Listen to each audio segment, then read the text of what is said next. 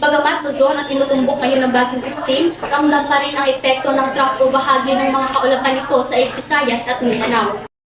Nakaalerto na ang iba't ibang ahensya ng gobyerno, lalo't milyong-milyong mga Pilipino ang posibleng maapektuhan ng ika-11 bagyo sa Pilipinas. Nakatutok, Giselle Cabarubias. Kaninang umaga, umulan din ang ilang bahagi ng probensya at binaha rin ang ilang kalsada sa Negros Occidental. Ang motorista ang pinilit sumubok sa baha pero mas maraming sasakyan ang hindi agad makatawid, kaya halos walang galawan ang traffic.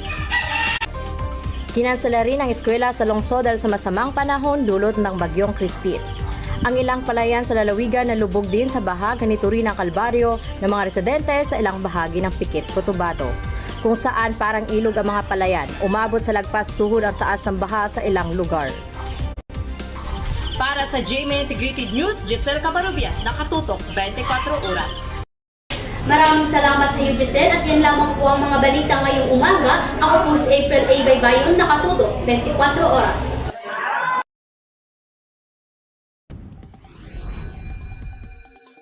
Mga kapuso, malaki po ang kaulapan dala ng Bagyong Christine. Sa mga nasusunod na oras ay diretso po mag-aapektuhan sa nasabing bagyo ang Quezon Province, Bicol Rizal at Eastern Visayas. Uulan naman ang ilang bahagi ng bansa, kasama po dyan ang Metro Manila. Dulot sa trough o extension ng Bagyong Christine. Sa ngayon, nakataas po hanggang alas 8 ng umaga ang yellow rain warning sa Laguna, Batangas, Rizal at ilang bahagi ng Quezon. Posible po ang pagbaha sa gitna ng samang panahon.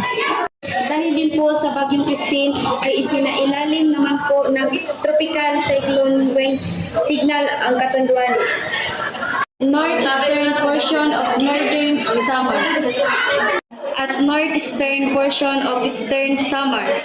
Kaya mga kapuso, stay safe and stay active. Ako po si Juan Sarmiento, New The Leader Before You Go.